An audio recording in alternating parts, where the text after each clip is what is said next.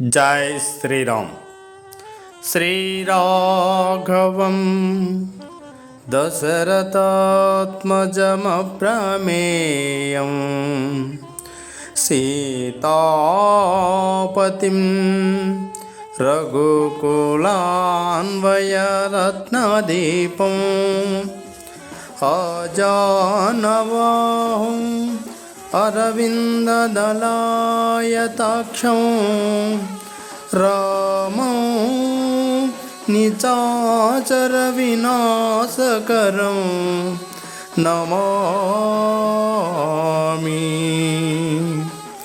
आपदामपहर्तारं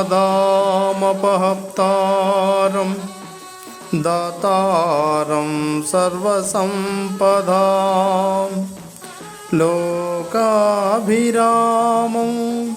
श्रीरामं भूयो भूयो नमाम्यहम्। భారతీయ సనాతన సంస్కృతి సాంప్రదాయాల్లో పల్లె గ్రామాల్లో జరిగే పండగలు, జాతరలు, మహోత్సవాలు చాలా విశిష్టాన్ని సంతరించుకొని ఉంటాయి. ఎప్పుడో మన పూర్వీకులు అనుసరించి ఆచరించి మనకు అప్పచెప్పిన సనాతన సంస్కృతి సాంప్రదాయాన్ని ముందు తరాలకు అందించే బాధ్యత మనపైన కూడా ఉంది. అయితే గ్రామాల్లో ఏ విధంగా అయితే శ్రీరామచంద్రుని యొక్క పరిపాలన చూశారో, ఏ విధంగా అయితే శ్రీరామచంద్రుడు రాజ్య పరిపాలన కొనసాగించాడో, అలాగే అటవీ ప్రాంతంలో వారి కుమారులైన లవరాజు, కుశరాజును కూడా అడవికి రాజులుగా భావించి ఈ పండగ మహోత్సవాలు చేస్తూ ఉంటారు పల్లె గ్రామాల్లో. సంవత్సరానికి ఒకసారి అడవిలో పుట్టి పెరిగిన సీతారాముల యొక్క కుమారులైన లవరాజు, కుశరాజును అడవికి రాజులుగా భావించి సాగించే పండగే ఈ అడవి రాజుల పండగ మహోత్సవము. అయితే పంట పొలాలని పాడు చేయకుండా, క్రూర మృగాల అడవి ప్రాంతంలో ఉన్న జంతువులు కిందకి రాకుండా వారు సంరక్షిస్తారనే ప్రగాఢమైన విశ్వాసంతో ఈ పల్లె గ్రామాలు ఆ సీతారాముల యొక్క కుమారులైన లవరాజును, కుశరాజును పూజిస్తున్నట్టు ఆచార వ్యవహారాలు మనకి పూర్వీకులు అందించారు. అయితే సంవత్సరానికి ఒక మారు ఏ పండగ చూద్దామన్నా సంవత్సరానికి ఒక మారుగా చేసే జాతర. మానవులకి 365 రోజులు ఒక సంవత్సరం అయితే, దేవతలందరికీ 365 రోజులు ఒక్క రోజుగా భావిస్తారు. ఆ విధంగానే 365 రోజుల తర్వాత వచ్చే ఈ పండగని చేస్తే దేవతలకు ఒక రోజు కనుక రోజు పండగ చేస్తున్నట్టే. అందుకే మన సనాతన సంస్కృతి సాంప్రదాయం తెలియని విషయాలు ఎన్నో ఉన్నాయి. మన పూర్వీకులు, మన పెద్దలు ఎంతోమంది ఎన్నో ఆచారాల వ్యవహారాలను మనకు అందిస్తూ ఉన్నారు.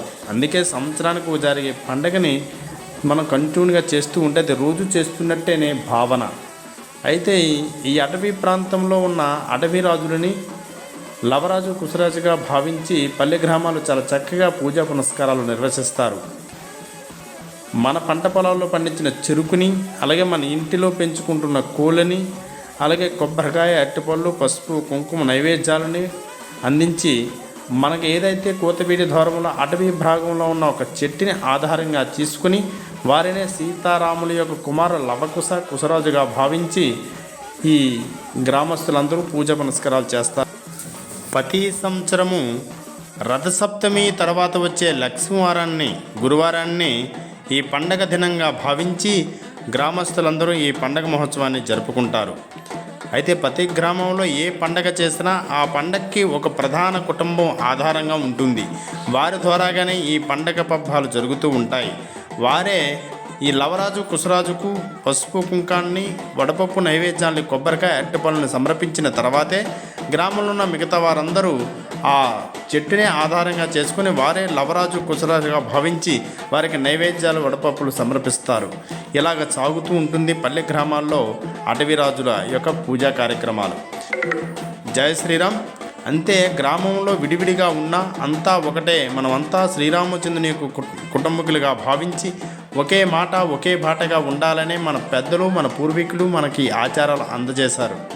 సంవత్సరానికి ఒకసారి జరిగే ఈ పండగ మహోత్సవాన్ని ఇంటిల్లిపాది సంతోషంగా స్నానపానాలు ఆచరించి ఉపవాస దీక్షతో ఒక్కరోజు ఒక్క పూటగా జరిగే ఈ పండగకి అందరూ ఆ కోతవీడి అడవి కోతవీడి దూరంలో ఉన్న చెట్టుని చేరుకొని పూజా పునస్కారాలు కొనసాగిస్తుంటారు.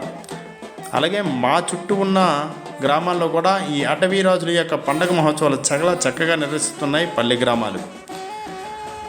రాజుగా పరిపాలించిన శ్రీరామచంద్రుడు ఏ విధంగా అయితే భారతదేశంలో ప్రజల్ని పరిపాలించాడో, అలాగే ఆయన కుమారులైన లవరాజు కుశరాజు అటవీ ప్రాంతంలో పుట్టి పెరిగారు కాబట్టి వారిని రాజులుగా భావించి, అడవికి వారే రాజులుగా భావించి, అడవిలో ఉన్న కూర జంతువులు ఏవైనా ఉంటే అవి పల్లెల్లో పట్టణాల్లో రాకుండా, పంట పొలాలు నాశనం చేయకుండా వాళ్ళు సంరక్షిస్తారు అనే భావనతో మనస్ఫూర్తిగా వాళ్ళకి నైవేద్యాలు సమర్పించి ఇంటిల్లిపాది సంతోషంగా వారికి పూజా పునస్కారాలు నిర్వహించి నమస్కారాలు వారిని విశ్వాసంతో కొలుస్తారు పల్లె గ్రామాల్లో. ఈ పల్లె గ్రామాల ఆచారాలు వెనుక చాలా పరమార్థాలు అంతరార్థాలు కూడా ఉన్నవి. ఒకరోజుగా జరిగే ఈ పండగ మహోత్సవము చాలా చక్కగా అందరూ కలిసి నిర్వహిస్తూ ఉంటారు. భారతీయ సనాతన సంస్కృతి సాంప్రదాయం చాలా చక్కనైనది. అందరూ కలిసి ఒకే మాట ఒకే బాటగా నిర్వహించే కార్యక్రమాలు. ఇందులో మాతృమూర్తులు ప్రధానము.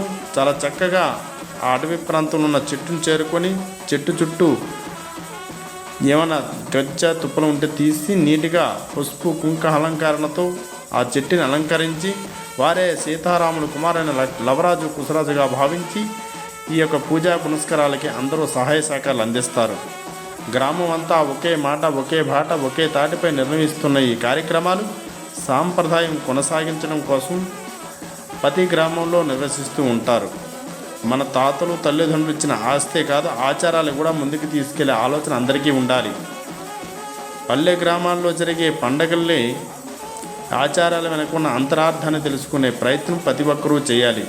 మన పూర్వీకులు మనం అందిస్తున్న ఆచారము మనకెంతో సంపద, ఆరోగ్యాన్ని ఇస్తుంది, ఆనందాన్ని ఇస్తుంది. అందరూ కలిసి ఒకే మాట ఒకే బాట ఒకే కుటుంబంగా సాగించే ఈ కార్యక్రమం చాలా చక్కగా నిర్వహిస్తున్నాయి పల్లె గ్రామాలు. అందుకే ఈ కలియుగానికి రాముడే శరణ్యము, రామనామమే గతి. అందరూ ఆ శ్రీరామచంద్రుని యొక్క కరుణా కటాక్షానికి పాత్రులవుదురుగాక. జై శ్రీరామ్.